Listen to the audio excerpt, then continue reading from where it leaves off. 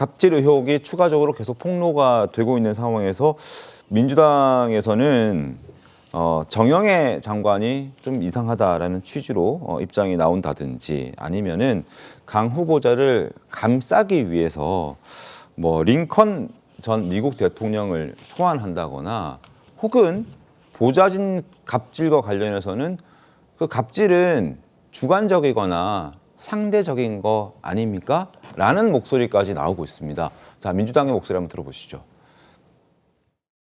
후보를 검증할 때 보면 도덕성뿐만 아니라 전문성도 같이 보는 거잖아요. 그 전문성과 자질 관련된 문제의 소지는 없었거든요. 이 갑질은 아무래도 좀 상대적이고 좀 주관적인 측면이 있지 않습니까? 최근에는 사실 전현직 현 보좌진에 반대된 그 진술도 많이 나왔다고 합니다. 예. 친구 같았다라든지 보람을 느꼈다라는 보좌진들의 글들도 꽤 있지 않습니까? 예. 임명권자의 결정을 존중할 필요가 있다 이렇게 생각합니다. 흑참마속의 결단으로 전쟁을 승리했던 제갈공명의 결단, 또 알코올 중독자인 그랜트 장군에게 신뢰를 바탕으로 해서 정권을 임하면서 남북전쟁을 승리로 이끈 링컨 대통령의 결단, 우리는 알지 못합니다. 어떤 결단이 정답인지를. 자, 성채훈 부위원장님, 예. 지금 민주당의 현역 의원들의 목소리를 들어봤습니다.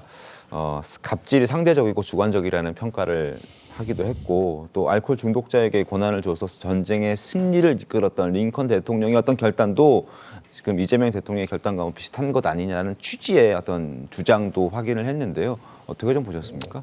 뭐 의원들의 마음이 이해가 안 되는 것도 아닙니다. 네. 그러니까 아무래도 의정 활동을 같이 했던 동료 의원에 대해서 비판하는 것이 쉽지는 않겠죠. 근데 그렇다고 해서 보좌진들 이런 좀 용기를 내서 저는 보좌진들은 거의 목숨 걸고 폭로를 한 거라고 보거든요. 네. 그런 보좌진들을 향한 공격을 하는 것이 적절한가? 그리고 뭐 주관적이고 상대적인 것이다. 맞죠? 그렇기 때문에 보좌관들의 그 마음, 주관적인 마음을 어떻게 합니까? 본인들은 갑이잖아요. 그러니까 저는 처음부터 이 이슈가 터졌을 때부터 갑을 문제가 터졌기 때문에 갑들은 조용히 하셔야 된다고 계속 얘기했습니다. 국회의원들은 다 갑입니다. 국회의원들은 아무리 이야기를 해봐야 이 문제를 푸는데 전혀 도움이 되지 않는다는 얘기를 계속했고요. 그냥 저 자세로 보좌진들의 마음을 추스리기 위해 다독이기 위한 노력들을 해야 되는 건데 아까 뭐 반대되는 목소리도 많이 나왔다고 했는데 반대되는 목소리가 나올 분위기를 의원들이 만들어주지 않았어요. 아까 친구 같다는 얘기도 어떤 보좌진의 어머니가 올린 글이고요. 그러니까 네. 본인이 직접 올리지도 못합니다. 왜냐하면은 처음부터 그 메신저들 폭로를 한 보좌진들을 공격하지 않았다면 의견을 달리하는 보좌진들이 저는 의견을 좀 자유롭게 얘기할 거라고 봤습니다. 근데 아무리 사이가 안 좋고 아니면 자기랑 관계가 없다 하더라도 같이 동고동락했던 보좌진에 대해서 공격을 당하고 있는데 나는 괜찮았는데요, 나는 좋게 지냈는데요 말하는 것은 그 보좌진에 대한 공격에 동참하는 거나 다름없거든요. 그렇기 때문에 그런 분위기를 만들어 놓고 갑자기 다른 관계가 좋은 보좌진이 없을 리는 없죠. 그러니까 그 보좌진들이 말할 수 없는 환경을 만들어 놓고 그런 이야기가 많았다? 저는 많지도 않았다고 생각하고 그 사람들은 네. 오히려 말할 분위기도 아니고 말할 뭔가 그 용기를 내지 못하는 상황이었다고 보고요. 그리고 지금 전직 보좌진들 중에서도 네. 그리고 보좌진 협의회 뭐 전직 회장들도 그래도 지금 의원실에 안 계시거나 좀 떠나신 분들만 용기를 내고 있어요. 지금 의원실에 계속 계신 분들은 본인이 지금 모시고 있는 의원 입장도 있잖아요. 어디 의원실에 지금 속해 있는 보좌진이 공개적으로 비판을 했다더라. 그러면 또 후보자의 귀에 들어가잖아요. 그원들이 부담스럽기 때문에 사실 보좌진들은 계속 의리입니다. 지금 이재명 정부의 성공을 위해서 대선도 뛰고 강선호 후보자 지역에서 뛴 사람들도 많지 않겠습니까? 네. 그런 사람들이 모든 걸 다 감내하면서 뭔가 해나가고 있는데 저런 식으로 뭔가 이야기를 하시면 저는 이 상황을 푸는데 전혀 도움이 되지 않는다고 생각합니다. 알겠습니다. 왜 이렇게 감싸기만 할까요? 여러 가지 해석들이 나오고 있죠. 최측근이기 때문에 그렇다. 이재명 대통령과 그리고 현역 의원이기 때문에 그렇다. 지지율이 지금도 좋기 때문에 그렇다. 그러나 어제 좀 꺾이기 시작했죠. 한국일보는 어떻게 분석하고 있을까요? 한국일보 보겠습니다. 결국에는 동료 의식이라는 겁니다. 제 식구 감싸는 특권 의식, 비판 목소리가 나오고 있습니다. 갑질 의혹은 주관적이다, 상대적이다라고 얘기를 하면서 동료 의원, 강선우 의원, 가해자의 입장에서만 해석하고 이 사건 바라보고 있다라는 지적을 한국일보에서는 했습니다. 핵심은 결국 끼리끼리 동료, 같은 의원이기 때문에 의원을 감싸야 한다라는 더불어민주당 의원들끼리의 어떤 뜻이 모아졌기 때문에 저런 결과들이 지금 나오고 있다라고 얘기를 합니다.